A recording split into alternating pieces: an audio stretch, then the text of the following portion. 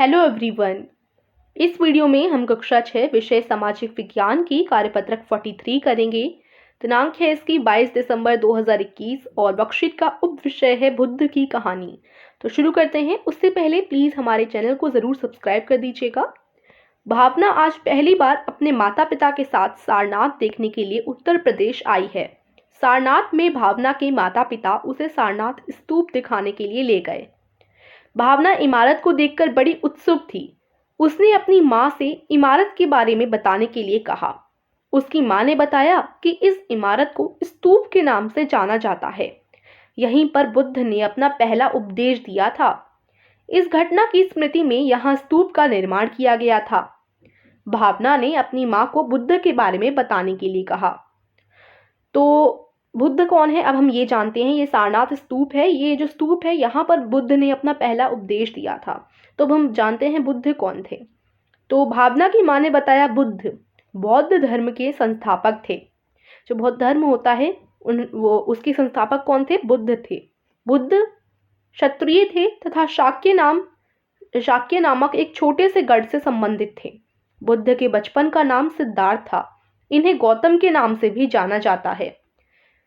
उनका जन्म लगभग 2500 वर्ष पूर्व हुआ होगा। पहले यानी पूर्व 2500 वर्ष पूर्व हुआ था। ज्ञान की खोज में उन्होंने घर के सुखों को छोड़ दिया।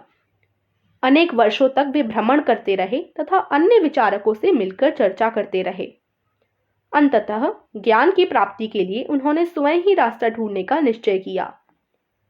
इसके लिए उन्होंने बौद्ध गए। ठीक है, यानी बिहार में एक पीपल के नीचे कई दिनों तक तपस्या की। तो अब यहाँ बुद्ध के बारे में बताया जा रहा है। इन्होंने ज्ञान की खोज में अपना घर के सारे सुख छोड़ दिए थे। अपना घर छोड़कर ये जो है भ्रमण करते रहे, काफ़ी सारे लोगों से मिले और अंत में ये कहाँ बैठ गए? बिहार में एक पीपल के ट्री के नीचे बैठ गए और तपस्या करने लगे। अंततः उन्हें ज्ञान की प्राप्ति हुई। इसके बाद से वे बुद्ध के नाम से जाने गए। तो सबसे पहले तो उन्हें क्या कहा जाता था? सिद्धार्थ। उनके बचपन का नाम सिद्धार्थ था। गौतम भी बोला जाता था। लेकिन जब से उन्हें ज्ञान की प्राप्ति हुई तो उन्हें बुद्ध भी बोला जाने लगा। यहाँ से वे वाराणसी के निकट सारनाथ गए, जहाँ उन्होंने पहली बार उपदेश दिया। और सारनाथ में जहाँ पर उन्होंने उपदेश दिया था वहीं पर ये सारनाथ स्तूप बनाया गया। ठीक है। कुशीनारा में मृत्यु से पहले का शेष जीवन उन्होंने पैदल ही एक स्थान से दूसरे स्थान की यात्रा करने और लोगों को शिक्षा देने में व्यतीत किया।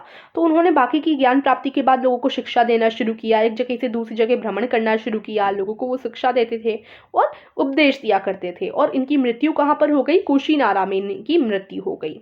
ठीक है, तो यही था आज की वर्कशीट में। प्रश्न है बुद्ध के जीवन के बारे में एक संक्षिप्त नोट लिखिए। तो ये नोट जो है वो बहुत देखो आपको ज़्यादा लाइंस दी गई हैं, यानी आपको बड़ा नोट लिखना है। और अगर बुद्ध के पूरे जीवन के बारे में लिखना है, क्योंकि देखो आज की वर्कशीट में ओनली 1 क्वेश्चन है, तो आप कोशिश कीजिए कि थोड़ा बड़ा ही लिखें, क्योंकि नोट लिखना है और पूरे जीवन के बारे में लिखना है तो ये थोड़ा बड़ा होगा। और आप वर्कशीट में से ही इसका आंसर लिख सकते हैं। तो यहाँ से आप लिखिए, यहाँ से लिखिए बुद्ध से। बुद्ध बौद्ध धर्म के संस्थापक थे। यहाँ से बुद्ध के जीवन के बारे में आप बताना शुरू करेंगे और यहाँ अंत तक लिख देंगे कि शिक्षा देने में व्यतीत किया। तो यहाँ से लेकर यहाँ तक ही आपका आंसर हो जाएगा।